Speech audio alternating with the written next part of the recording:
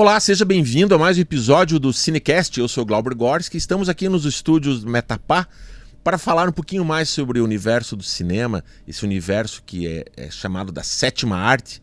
É a arte que condensa todas as outras artes, é a somatória das artes.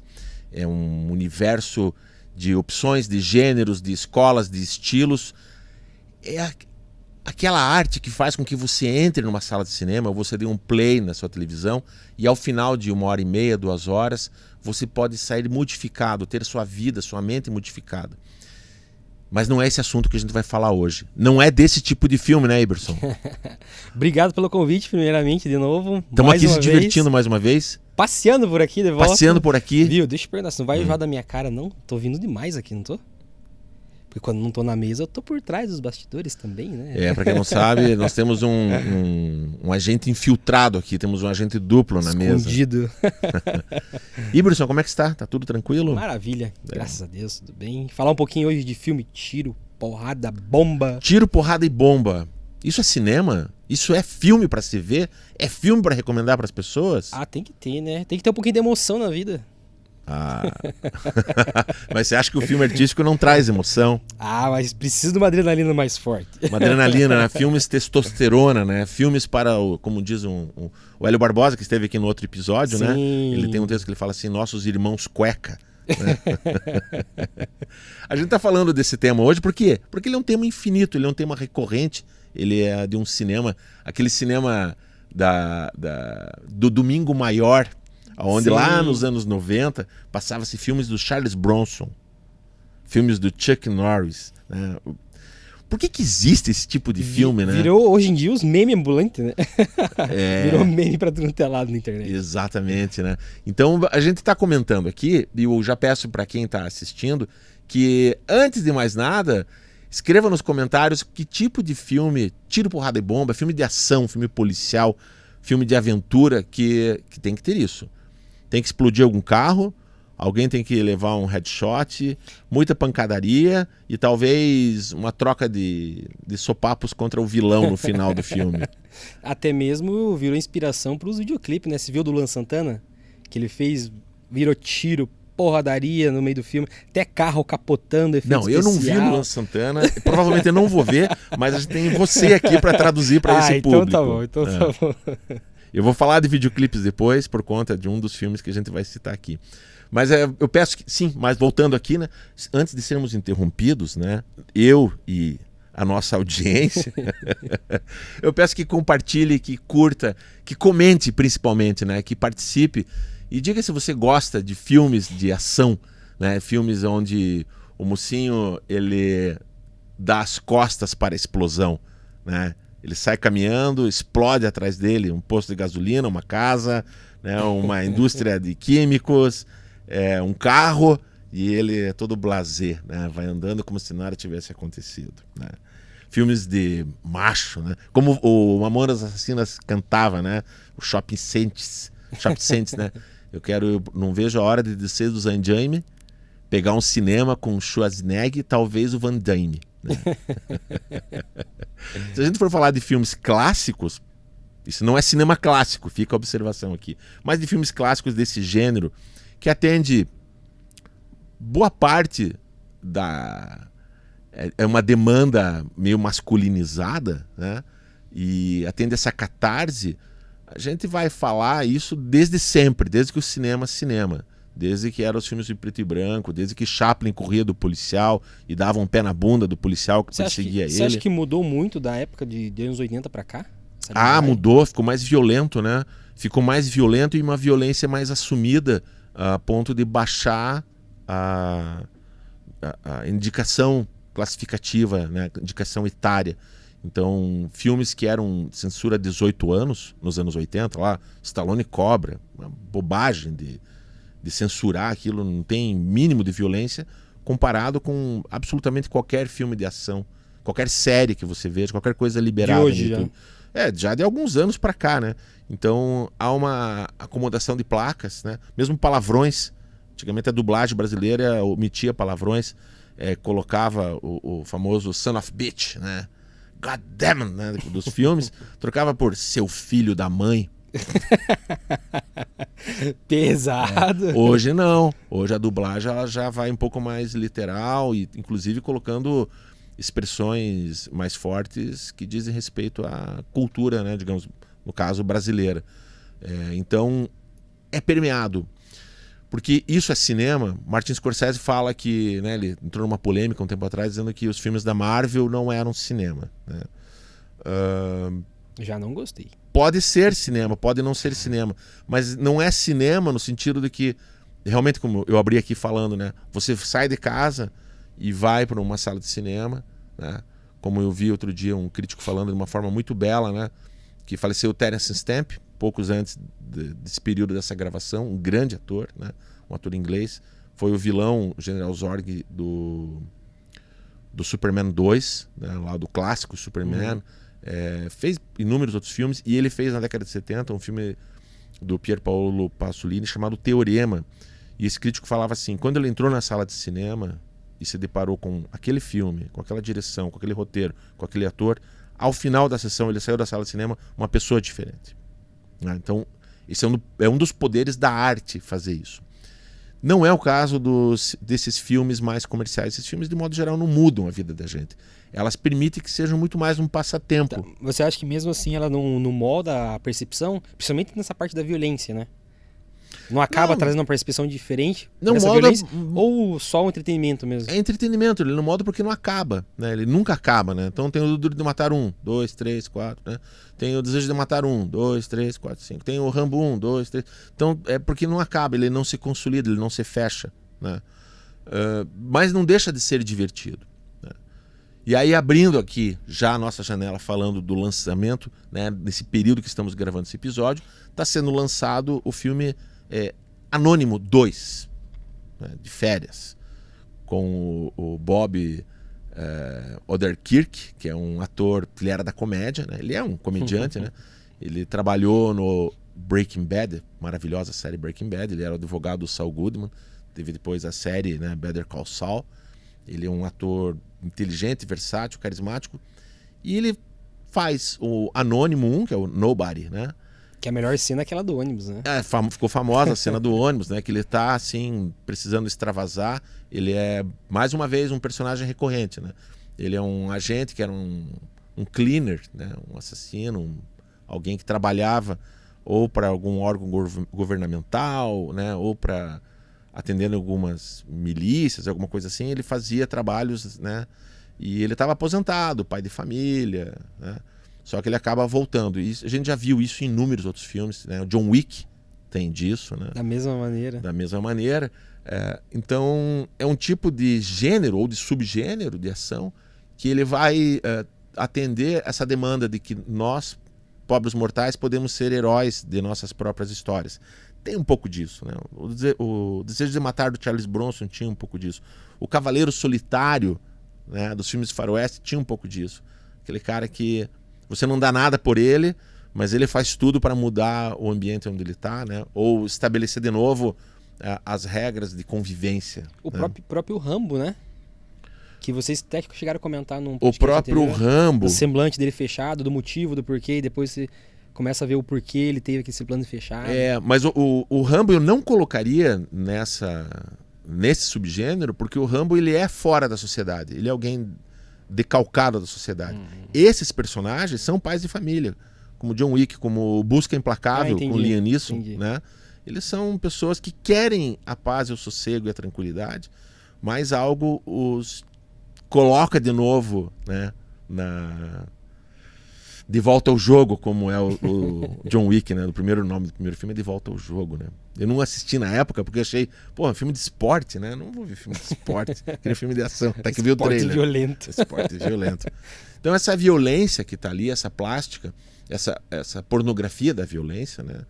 Essa exposição, ela tem seu glamour, ela tem sua razão de ser, mas ela vai habitar agora entrando um pouquinho numa esfera um pouquinho mais antropológica, assim, me atrevendo um pouco nesse campo, ela vai habitar o lugar da catarse, o lugar de que você deflagra uma sensação de que tem alguém resolvendo um problema que você não consegue resolver, né? Ele é mais próximo, por exemplo, de um Robin Hood, que roubava dos ricos e dava aos pobres, do que um samurai que defendia um código de honra. Tem um pouco de tanto quanto cada um, né? Se a gente buscar filmes de samurais, a gente vai ter também correlatos disso, né? Não vai ter um Yojimbo, que está mais próximo de que é o guarda-costas, né?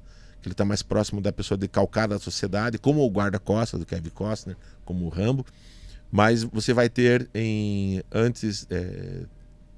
Depois da Chuva, a Miyagaru, que é um samurai que tem sua esposa, que não quer confusão, mas a confusão vai buscar o cara. Busca, né? Busca, né? Então os filmes fazem com que a gente se coloque nesse transporte ali e entenda como é que resolve aquilo. Pode ter qualidade nesses filmes? Sim, claro, né? Porque o recurso financeiro e o recurso estético está à disposição de todo mundo. Quando você tem dinheiro para produzir, você tem um ator contratado, uma câmera, você tem um plot de ação, né? Você tem um roteiro, você tem tudo à disposição, você vai realizar aquilo. Como você vai realizar, vai do olhar da direção, vai do olhar da demanda daquilo ali, de como é que você quer que aquilo tenha uma relevância na audiência. Então, no caso, por exemplo, do John Wick, do Busca Implacável e do Anônimo, né, eu quero deixar essa trinca principal assim como base desse episódio. Eles são filmes que eles têm uma estética um pouco mais, digamos, atrevida, né? Eles não são filmes que vão direto para o streaming, porque ele tem algo a mais na sua cinematografia, no seu elenco, ele tem um certo charme que realmente convida a você a passear perto da arte. Você tem um pouquinho do deslumbre fotográfico, da montagem, da trilha, da produção, que é legal de ver em tela grande. É diferente dos filmes corriqueiros que são despejados à torta e à direita nos streamings, né? Não que nos streamings não possa ter esse tipo de qualidade. Tem também, mas é mais espalhado, né? A sala de cinema, ela convida que o filme seja um pouco mais especial, né? E se você voltar um pouquinho, né, no tempo e se perguntar assim, qual foi o último filme do Steven Seagal que foi pro cinema? Já virou década isso. O próprio Stallone teve um período ali dos anos 2000 que ele já tinha filmes que não iam mais pro cinema, iam direto pro streaming, né? Então, acontece isso ainda. Mas por que disso daí?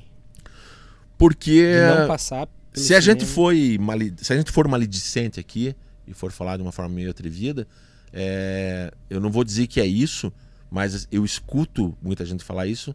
São filmes mais do que caça-níqueis, são lavagem de dinheiro. São filmes para fazer dinheiro, tão somente, né?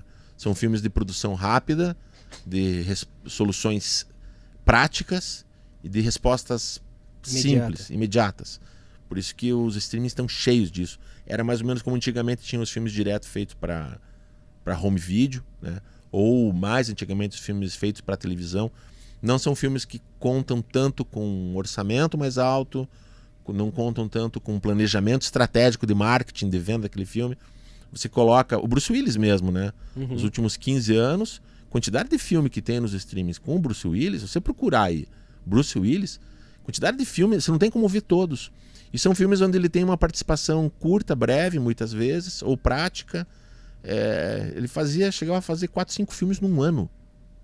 Não tem como você ter qualidade fazendo 4, 5 filmes, não tem como ter diferencial, preparação de elenco. Um volume de conteúdo, né? Exatamente. É cachê, vai ali, faz, é pragmático, não tem muito ensaio, não tem muito capricho. E o Anônimo 2 tem, tal qual o 1. Ele tem um capricho, ele tem uma preocupação nesse sentido. Como o John Wick, como o Busca Implacável. E eu não vou colocar o John Wick agora nessa prateleira, porque o John Wick tem o Keanu Reeves, que já foi de certa forma um sex symbol, né? Ainda tem seu charme, tem, né? É um atrativo de bilheteria por si só. Então, se eu puder fazer um filme com o Keanu Reeves, eu vou fazer. Porque você tem... quando você coloca um nome sozinho, famoso, né? Ele ajuda muito a se vender. O Busca Implacável e o Anônimo, você conta com atores que não são natos para isso. Ou não foram moldados para ficarem nesse campo.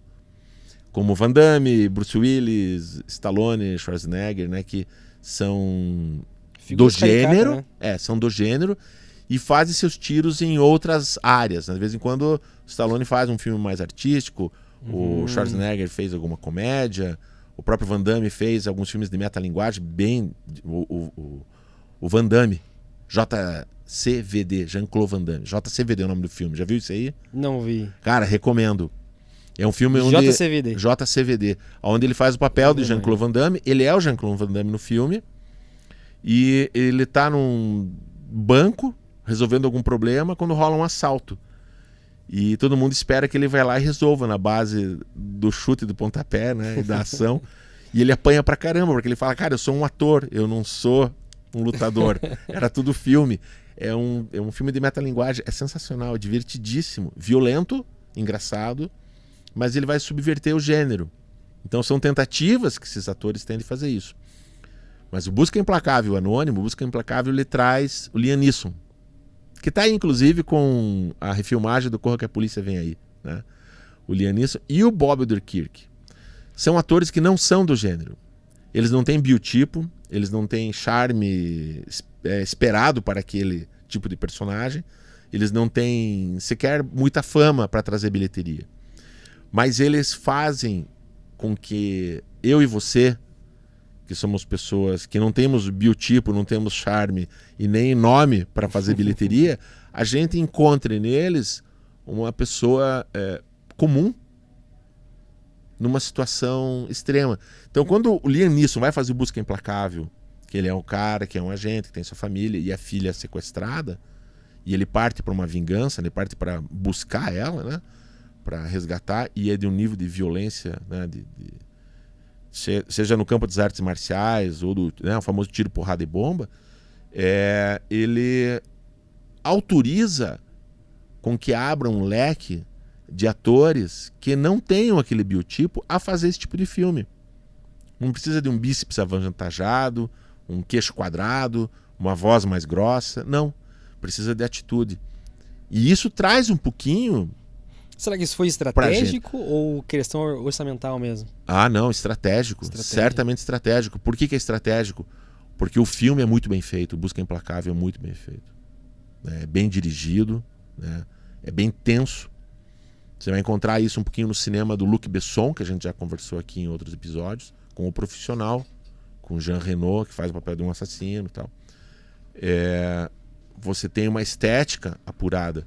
E você não apostar num nome de peso faz com que você seja convidado a ter um atrevimento maior na ação, né? Ele é mais ousado. Ele não é um lugar fácil, né? Porque quando você vê o mesmo filme com o Van Damme no mesmo papel fazendo aquilo ali, o Stallone, quem quer que seja, algum herói de ação, um ator de ação, você já espera o que ele vai fazer. Mas quando você tem, por exemplo, no Anônimo, o Bob Odenkirk, que é um cara mais franzino, que é um cara que se não dá nada, e ele resolvendo a coisa de uma forma muito séria, isso surpreende. Isso realmente é interessante. O filme não traria um sabor de novidade se não tivesse um pouco disso. E até porque traz de uma maneira bem natural, né? Tanto que aquela cena do ônibus... Do primeiro filme? Ele não sai arrebentando todo mundo. Ele apanha também. Sim. Traz um senso mais real. São personagens que sangram, né?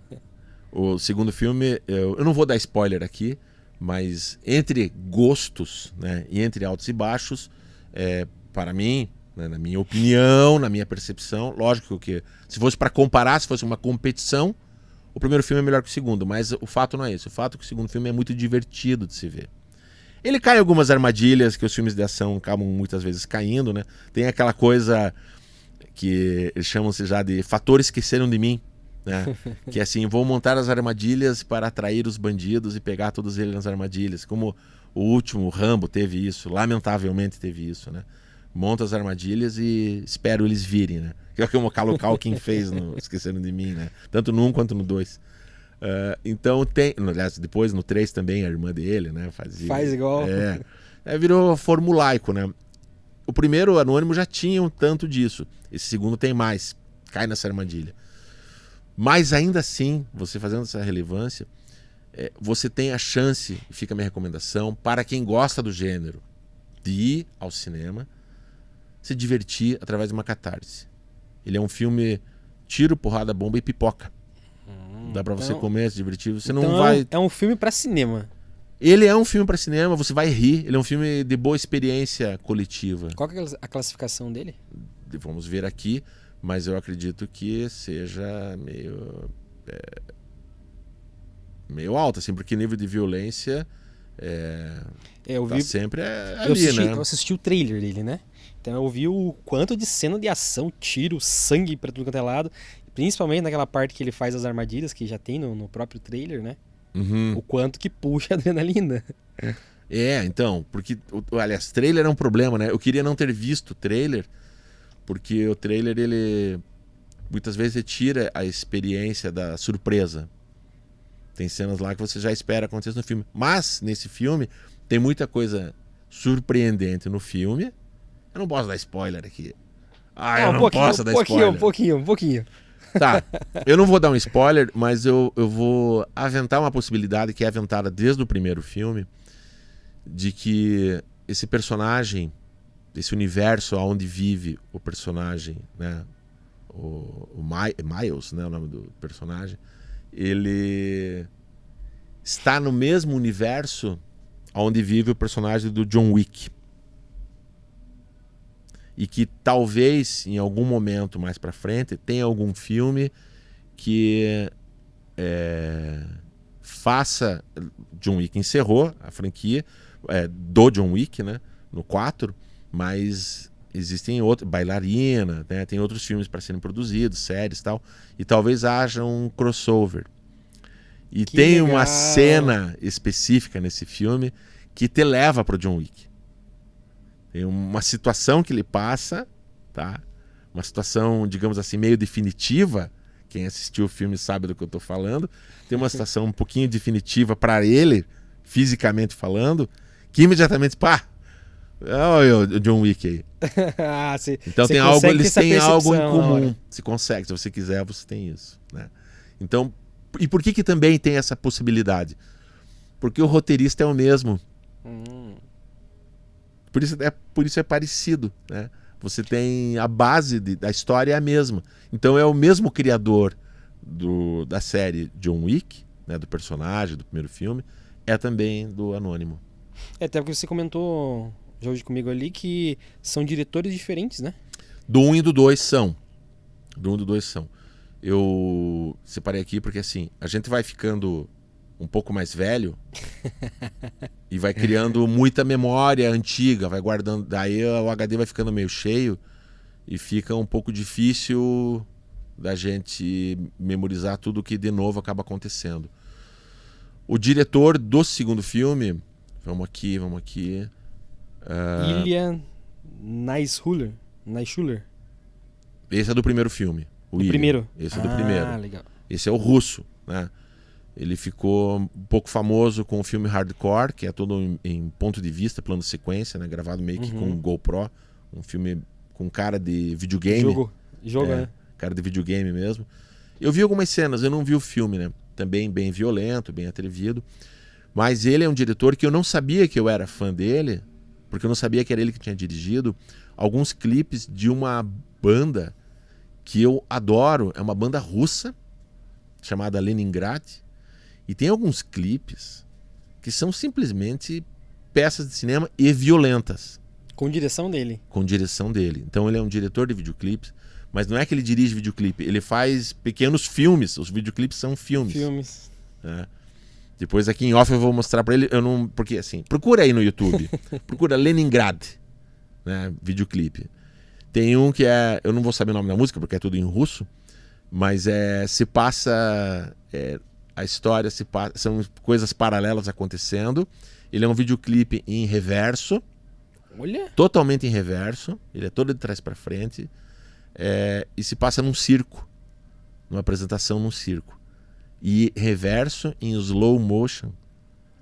E de uma violência e uma fotografia esplendorosa. Que é melhor do que o próprio filme Anônimo. É uma obra de arte. Esse é um dos clipes que ele dirigiu. A banda tem outros. Então ele é um diretor russo. Diferente do diretor do segundo filme, que é um diretor indonésio, que é o... Eu abro muitas janelas aqui. É terrível lembrar aqui. Timo Tiayanto, se fosse em espanhol. Tiajanto, se for aportuguesado. E eu não tenho a menor ideia de como é que pronuncia o sobrenome dele, porque ele é indonesiano. Como é que fala quem nasce na Indonésia? Cadê os professores de geografia aí? Eu faltei nessa aula. Então quem nasce na Indonésia complete aí, comente aí. Ele dirigiu VHS 2, VHS 4, Assassinos, filmes de ação mesmo, né? Filme divertido, A Noite Nos Persegue, com boas avaliações. E foi convidado, por algum motivo, eu não sei por que o primeiro diretor, o russo, não se envolveu no segundo. Não quis ou está ocupado, porque a agenda se impõe, né? Isso é bom entender. A agenda se impõe. Então não é porque o diretor está atarefado fazendo um filme que ele foi convidado para fazer esse filme e vão esperar ele ficar com a agenda livre e vai segurar todo mundo, está todo mundo disponível. Contrata-se outra pessoa. Hollywood é assim. Muda-se atores para fazer os mesmos personagens, muda-se diretores, até porque o diretor ele não é um proponente, ele não é o autor do filme. Ele é um cara contratado.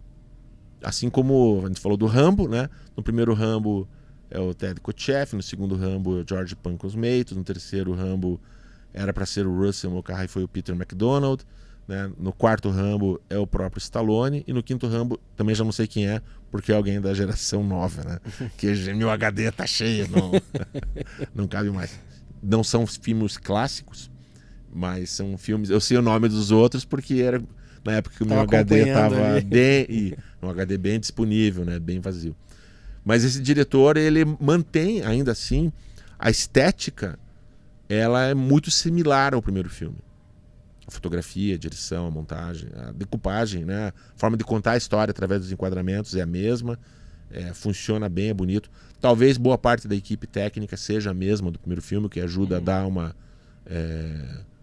Mantém a identidade ali, né? Mantém a identidade visual, né? Tá, você percebe que estamos realmente numa sequência com os mesmos personagens, no mesmo universo, né? Então não tem uma assinatura visual. Esse diretor ele não vai decalcar a assinatura do russo, né? O cara da Indonésia. O cara da Indonésia, assim que fala. Olha só, professor de cinema falando do diretor, o cara da Indonésia. Mas vai se respeitar isso. Por quê? Porque quem é dono do filme é o produtor. Então o produtor dita as regras. Então os produtores são os mesmos. O diretor só manda, só obedece. É um funcionário, né? Lógico, ele aplica a estética dele, o olhar dele, desde que seja concordado pela produção. Então, como são filmes feitos para divertir, ou seja, para ganhar dinheiro, tem que se atender a algumas demandas, algumas solicitações. E é assim que funciona o negócio. Porque se é Hollywood, não é filme estadunidense. É filme para fazer sucesso no mundo todo. E você acha que do primeiro filme para o segundo teve alguma mudança nessa parte estética que você conseguiu perceber? Não. Manteve. Bem real. Você pode assistir o primeiro filme e na sequência assistir o segundo filme. Você vai ver que realmente é uma continuação, mantém essa roupagem, sabe? Não são coisas diferentes. Que muitas vezes acontece, né? O Duro de Matar 1 pro 2 é diferente também, do 2 pro 3, apesar do diretor do 3 seja o mesmo do primeiro, né? É diferente, do 4 é diferente. Porque Hollywood também faz isso, contrata muitas vezes diretores que estão num hype em seus países, ou fizeram algum filme de sucesso, né? O José Padilha. O José Padilha podia ter dirigido o Anônimo 2 tranquilamente, né? Porque ele tem esse olhar sobre a violência, né? Então quando ele faz Robocop, né? Ele refilma Robocop, tem uma carinha do Robocop na favela, no Morro do Alemão, invadindo. A primeira sequência não é no Brasil, é em outro lugar, mas tem aquele sabor Tropa de Elite, tem aquela estética ali. Mas Hollywood faz isso sem o menor problema, contrata gente de fora. Até o próprio Robocop. O diretor do primeiro Robocop nem é também norte-americano, né? Não é estadunidense, era um holandês, né? Então eles não têm pudor com isso, desde que você entregue um produto que seja realmente daquilo que você espera, que seja divertido e de alguma forma pode ter seu brilho. Não é uma obra de arte, ele vive da sétima arte, mas ele não é uma obra de arte, mas eu garanto a diversão. Até outra pergunta aqui, ó. Você acha, eu sei que em conjunto, né? Precisa trabalhar em conjunto, tanto a parte estética do filme ali, quanto a história, né, em si. Uhum. Mas o que você acha que surte mais efeito de fazer prender a atenção da galera e percorrer tantos anos, né? Os filmes aí, 1, 2, 3, 4. Seria mais a história, o trama da história ou a parte mais visual? O dinheiro. Nenhum dos dois. Sucesso de bilheteria. Sucesso de bilheteria. Fez sucesso de bilheteria. O filme se pagou o dobro do que custou. Não, já a possibilidade de fazer uma continuação. Então eu vou reformular. É justamente isso. Para ter esse sucesso de bilheteria, o que você acha que conta mais ali? Essa trama da história, de ter que ter uma continuidade, ir emendando às vezes um no outro, ou é mais essa parte estética visual, a parte mais cinemática mesmo? Isso sempre é uma aposta, né? Você apostar num bom roteiro, apostar num bom elenco, apostar numa boa direção, é aposta, porque você quer resultado financeiro, de preferência com boa qualidade estética, bem atuado, bem produzido. Mas é aposta, tanto que não há garantia de sucesso de filme algum. Tem inúmeros os casos de fracassos de bilheteria, ou de fracasso de bilheteria no cinema, depois vai ter um sucesso no home video. Então, a aposta para ir para a sala de cinema, ir para o circuito de exibição, ele tem que ter algum atrevimento, algo um pouco mais consolidado que traga essa bilheteria. Digamos, Missão Impossível, né? Façam Missão... eles podem apostar no novo Missão Impossível sem o Tom Cruise. Eles até podem apostar, mas eles não vão investir tanto dinheiro.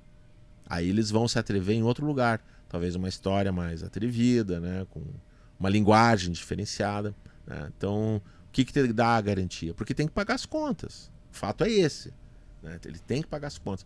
A pergunta maior talvez, por que é que esse filme vai para o cinema e não vai direto para o home video, né?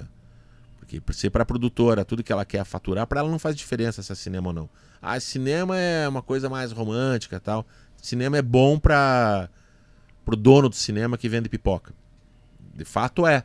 Mas para a experiência de quem vai assistir, né, sempre o meu olhar é se eu recomendo a pessoa sair de casa e gastar uma grana com estacionamento, com deslocamento, com eventual pipoca, ou depois vai comer alguma coisa, a gastronomia está sempre misturada, né, nisso, se vale a pena ou não, porque é uma questão de responsabilidade também.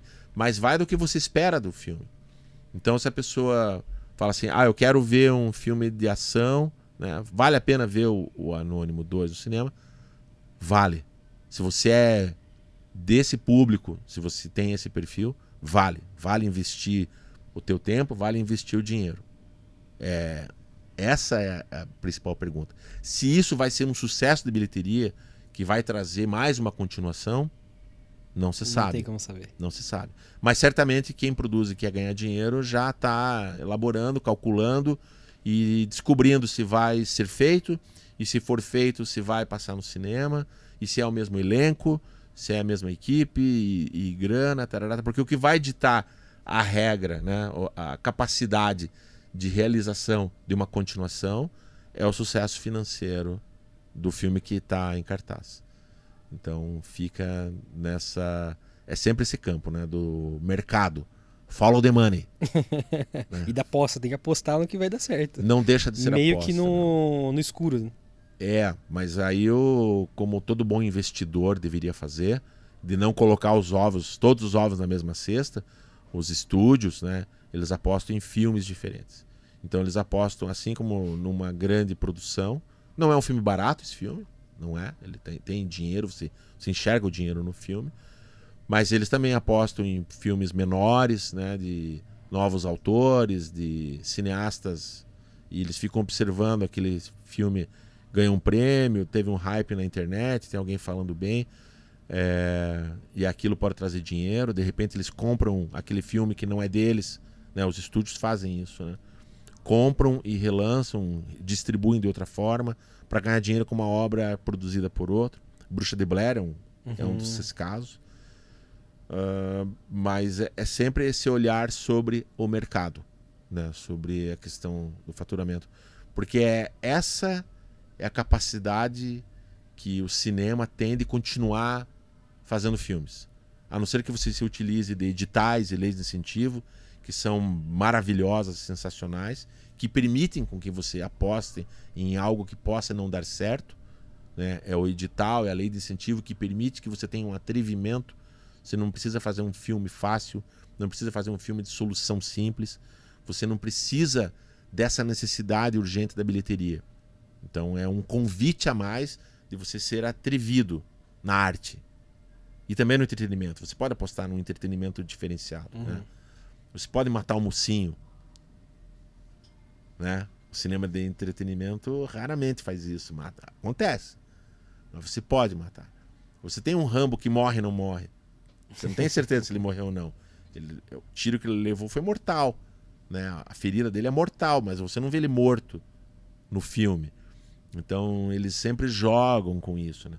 Você tem um John Wick que finaliza, mas ao mesmo tempo ele volta em flashbacks nos outros filmes. Né? Então as coisas no mundo dos negócios, né, são sempre observadas dessa forma. Então se você tem dinheiro sendo colocado ali, você espera retorno. E como é que se garante isso? A solução sempre eu não sei quanto tempo eu vou ficar nesse podcast, nesse projeto, espero que por muito tempo. E ficando por muito tempo, eu vou repetir isso algumas vezes, tá? O grande segredo de um grande filme, isso não é uma definição minha, isso é uma percepção que o Robert McKee, que é um dos grandes autores sobre processos narrativos e construções de histórias, tem o Story, né, que é um livro, uma palestra, eu fiz o curso dele, é sensacional. E o grande lance é assim, o grande convite, a grande provocação que ele faz para os autores escreva histórias, roteiros, livros, qualquer coisa, que tenham 2 elementos, tá? Que eles emocionem e surpreendam. Não tem nenhum sucesso de bilheteria, nenhum filme que funcione fácil, de uma forma que não seja surpreendente e emocionante. Se você tiver ou um ou outro, você já tem alguma coisa. Se você tiver os 2, você tem tudo. E aí, claro, poder de divulgação, marketing e tudo mais. Isso também conta, né? Você pode ter o mesmo do certo. A gente já falou do Superman aqui, né? É mais do mesmo, mas é divertido. Porque ele emociona. E ao mesmo tempo ele também surpreende. Ele tem plot twists, ele tem, né, sacadas. Então, não tem como você só refilmar. Né? Se for para refilmar, aí os fracassos de bilheteria vão explicar isso, né? Como eu falei agora há pouco, o Robocop, né? Do Padilha. Adoro Padilha, adoro o cinema dele, mas foi puro capricho, pura vaidade. E tenho certeza que o estúdio que contratou ele e fez o Robocop ficou bem satisfeito porque trouxe um sucesso de bilheteria, mas nada que surpreendesse ou emocionasse ou algo assim. Pegando até carona bem nessa pegada da indústria mesmo, né?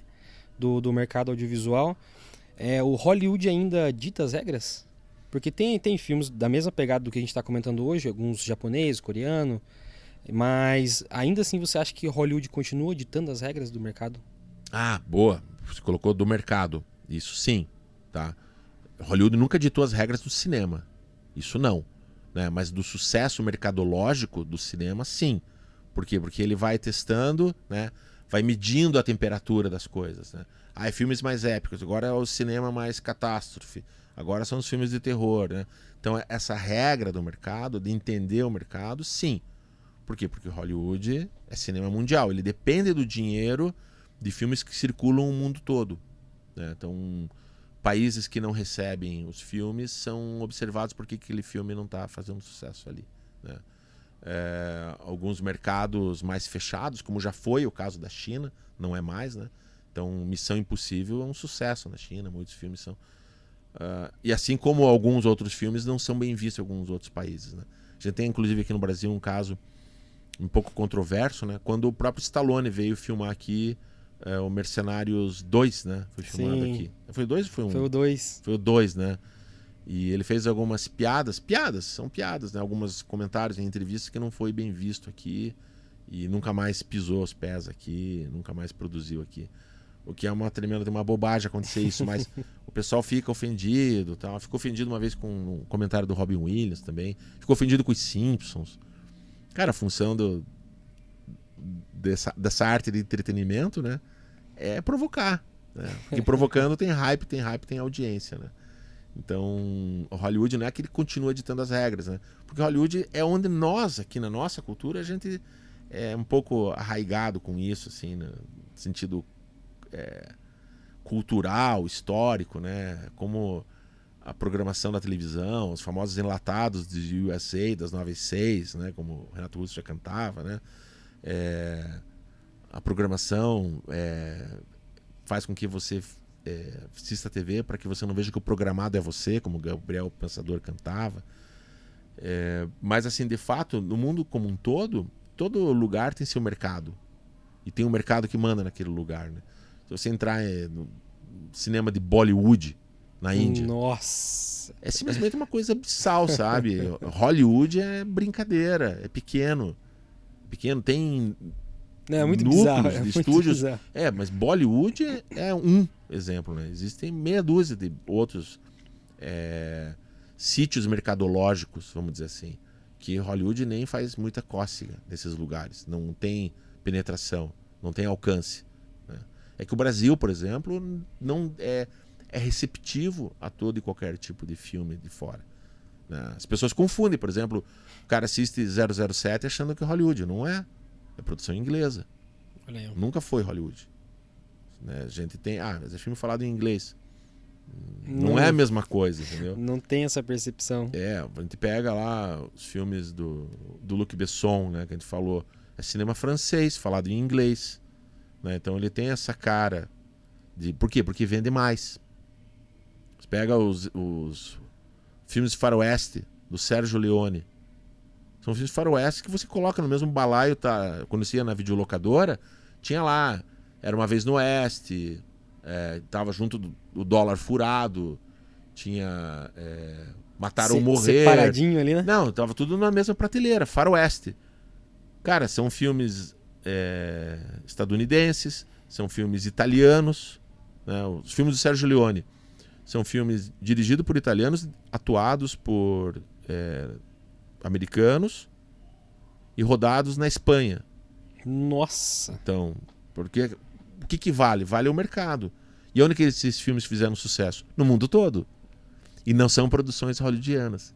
Mas ensinou-se algumas regras para Hollywood. Então Hollywood, como outros mercados, acaba absorvendo e reentendendo algumas coisas, de como a coisa pode ser, né?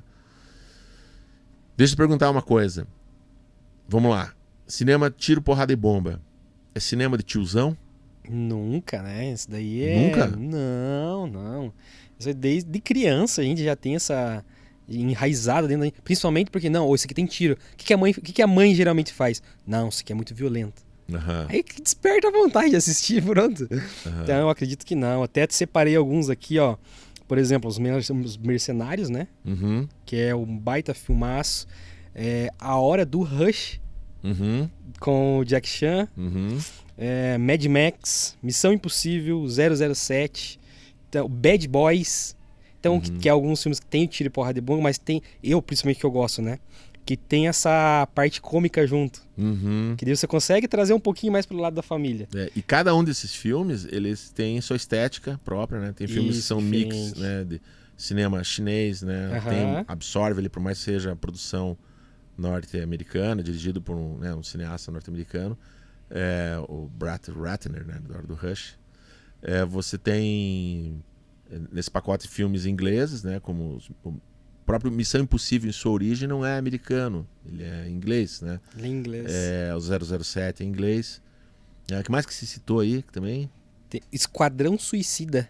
Esquadrão Suicida. É muito com o Will Smith, né? O Will Smith participa. Isso, os Bad Boys, né, que você também os Bad com Boys. Will Smith. O Terno de 2 bilhões de dólares. Com Jack Chan também. Jack Chan também. Então, não tem, né? Não tem como dizer que é pra tiozão, não. Desde criança você já cresce com aquela sensação. Eu preciso ver isso. E o cinema ele é cruel no mercado, porque assim, isso aqui foi, coloca outro no lugar, né? Então, Charles Bronson fez, né, lá atrás. Chuck Norris, né? A gente não falou do Chuck Norris. Sim. Né? O famoso Chuck Norris, né? Que fazia filmes exatamente assim. Se perpetuou até hoje, né? Exatamente. Tanto que teve até um comercial que ele fez de uma empresa de cervejaria, se eu não me engano. Uhum. Que ele tá no meio dos dois caminhões, você viu? De braço cruzado. E na estrada e os dois caminhões andando. Não, isso é o Van Damme. Depois fizeram uma paródia com o Com Chuck ele, Norris. isso. Mas o Chuck Norris é a imagem disso, né? Porque ele também era algo... Um cara que tem seu carisma, vamos dizer assim, né? Tem suas habilidades, né? Seus predicados, mas encontrou um nicho de mercado, né? O nicho do cara que faz, né? Como Steven Seagal também, né? Sim. Eu sou a própria lei, né? Nico, acima da lei. Cara, que ninguém tá acima da lei, né? Mas é o policial que tá acima da lei, que faz justiça com as próprias mãos, né? Ele é o policial, é o promotor, é o juiz, é o executor, né? É o carrasco, né? A gente sabe que isso não é legal no mundo real, mas isso cabe na diversão. Se você entender que é diversão, tanto quanto é um videogame, como você jogar Black Ops, jogar Call of Duty, né? E outros filmes, outros jogos que tenham a premissa da violência, né? A violência ela tem que ser entendida como ela tem um lugar no entretenimento e que caiba no entretenimento. Porque quando você tem na vida real e você tem isso filmado com o olhar da vida real, porque todos esses filmes têm um sabor lúdico, né? Tem um sabor, né, como se fala desde criança, tem um sabor de algo que não é real. Quando você tem algo real, ele não é mais filme tiro, porrada e bomba. Ele é drama. Né? Quando você vai para um Tropa de Elite ou um Cidade de Deus, ele é muito mais drama, por mais que ele tenha tiro, tenha porrada, tenha bomba. Não, sim. Entendeu? Porque ele tem uma outra vestimenta por trás ali, né? Desse universo que acho que a gente se coloca dentro do... não é o Robocop que tem sua violência, que se passa num futuro, né, alternativo. Não é Mad Max, como você citou também, que se passa num outro lugar, né? Num outro universo, numa outra dimensão. Não, são coisas que estão aqui. Próximo da nossa realidade. E aí isso dói, né? Aí você tem o tom da tragédia, né? Você tem outras coisas. Não tem imortalidade. Não tem o famoso, como se falava antigamente, o facão, né?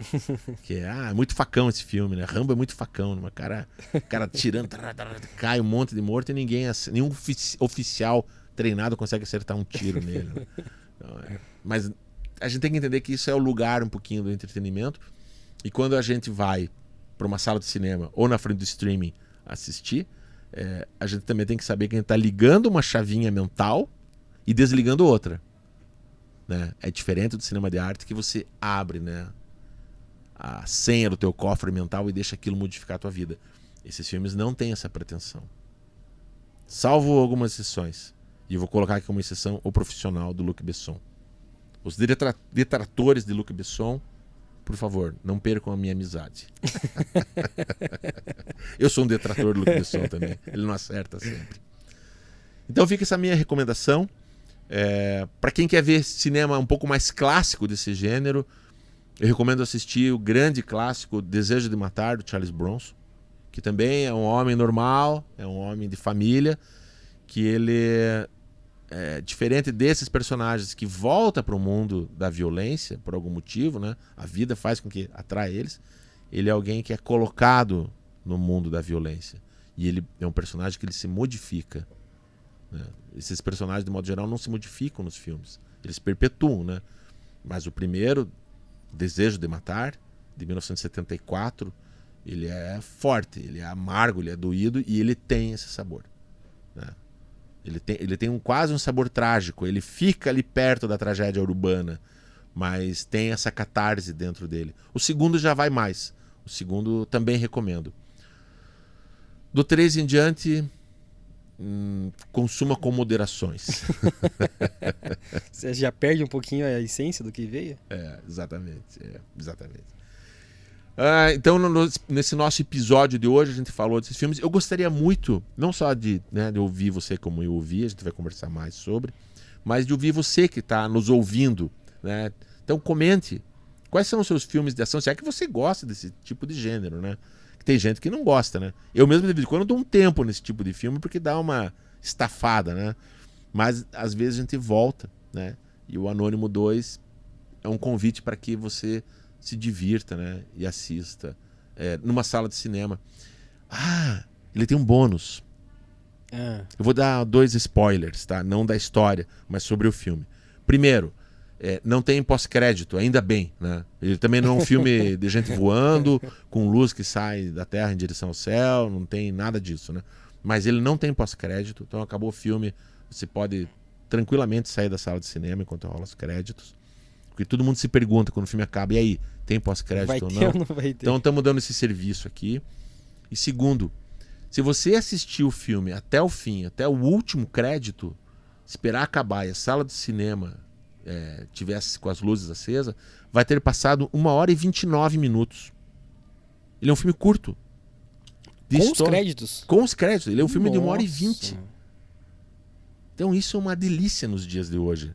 Nesses filmes intermináveis de 3 horas de duração.